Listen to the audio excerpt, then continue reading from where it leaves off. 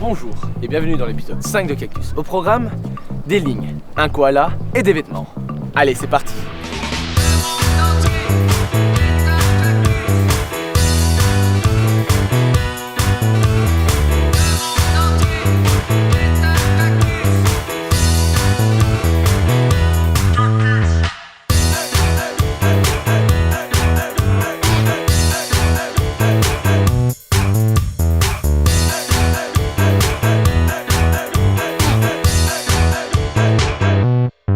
André Huy est un illustrateur, peintre et artiste en réalité virtuelle de 25 ans. Jonglant entre Brooklyn et Singapour, il tire son inspiration de ses déplacements, mais également de Netflix, du cinéma et des livres qu'il lit. Dans sa série Formage et fragmentation, il nous fait voyager entre déconstruction et reconstruction, se rapportant à son passé militaire et son intérêt pour les fragmentations anatomiques des illustrations médicales. Pour ce projet, il dit s'être intéressé aux formes et modèles de génération géométrique qu'il a exploités, je cite, pour déformer l'image de notre monde, mais aussi pour illustrer son évolution constante. Il utilise principalement les logiciels Photoshop, Rhino et Grasshopper. Rhino est un logiciel de modélisation 3D pour Mac. Quant à Grasshopper, il lui permet de générer des motifs et des formes complexes que le logiciel déforme pour en créer de nouvelles. Sur Photoshop, il utilise une technique de stratification, une disposition en couches superposées, pour mettre en forme les lignes qui seront à l'origine de son œuvre. À savoir que jouer sur la quantité de lignes participe à l'effet 3D escompté. Bref, André Huy est un jeune artiste qui n'a pas fini de nous surprendre. Comme d'habitude, vous pouvez retrouver tous les liens dans la description.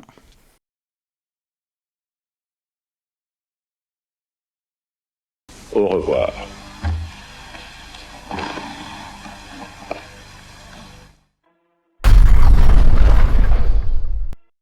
Si je vous montre un Dre 2 métis et que je vous dis Exodus, vous pensez à... Eh ouais, on pense tous à Bob Marley, sauf qu'ici c'est une web TV underground. Alors on va parler de Dream Koala ainsi que de tout l'univers dans lequel il se trouve. Ce type, c'est un compositeur, chanteur et DJ franco-brésilien de 20 ans qui fait des sons planants et qui nous a intéressés par la qualité de ses réalisations, autant sur le plan musical que vidéo. Il est associé au style chill wave et abstract hip-hop, bien qu'il travaille tous les jours à forger son propre style. Ce qu'il fait est très spatial, planant, grand. Il utilise pas mal de nappes et de reverb pour créer une ambiance propre à lui seul. Le clip que vous voyez là, c'est tiré de sa musique Earth. C'est franchement impressionnant et c'est réalisé 100% français par Fabulous et les Gentils Garçons. Fabulous, c'est une équipe de 2 beaux jeunes hommes qui font des modèles 3D, des effets visuels avancés mélangeant plan réel et rendu 3D en post-production. Ils ont notamment réalisé une pub pour Kinder Bueno. Dream Koala travaille aussi avec Les Gentils Garçons, un studio de création assez complet qui passe par la captation à l'incrustation vidéo, qui font les éléments graphiques et qui reste très créatif. Dream Koala, Fabulous et Les Gentils Garçons bossent souvent ensemble. À 3, ils font vraiment un ensemble audiovisuel époustouflant. Dans cette version de Earth, ils mélangent instruments acoustiques et électroniques. Un métissage qu'il représente bien par ses origines franco-brésiliennes. Sur scène, il est vêtu de sympathiques tenues et chante, joue ainsi que mixe en même temps. Il travaille encore en mélangeant vrais instruments et sons synthétiques. Enfin, on pourrait finir sur une de ces citations qui représente bien son travail. J'aimerais que ma propre musique fasse un peu l'effet d'une prière, que les gens ressentent quelque chose de mystique, d'impalpable, qui les fasse réfléchir sur leur propre vie. Catherine Cambareri est une photographe américaine qui réalise des portraits et photographie des scènes de vie. Elle utilise différents types d'éclairage pour créer visuellement des ambiances et des histoires. C'est une photographe qui aime traiter de sujets tabous et de lancer des débats grâce à ses photos. On découvre alors une artiste engagée dans une série de clichés combinant son art et son intérêt pour la santé publique nommée « What Were You Wearing ?» En effet, en tant qu'élève sur un campus universitaire aux États-Unis, Catherine a souvent entendu parler des abus sexuels qui étaient commis.